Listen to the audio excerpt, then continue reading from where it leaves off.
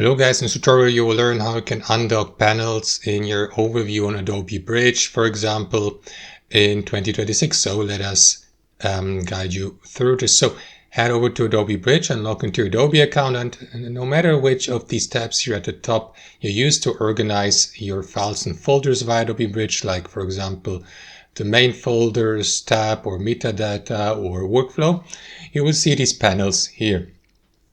And it works like in many other content creation or editing tools and applications. You can dock and undock these panels.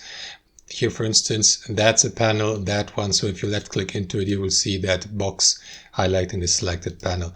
So to undock it, right click into it here into the name of the panel, and you will see these options: close panel, undock panel, and so on and so forth. Now, since this one is the only panel that is open in that window, I can't undock it right now. But if you, for instance, open another one by clicking the plus button, you will see both panels, or two tabs actually, to be more accurate here, in one panel.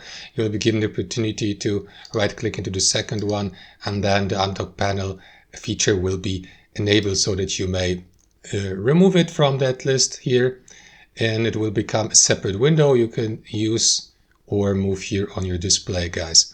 And do the same actually by adding a panel to another panel by moving it into that area. So like you do in tabs, for instance, in a browser, in an internet browser, when you move the tab next to another tab that is already open in the browser, and then it will be docked to that tab list. So it works the same way.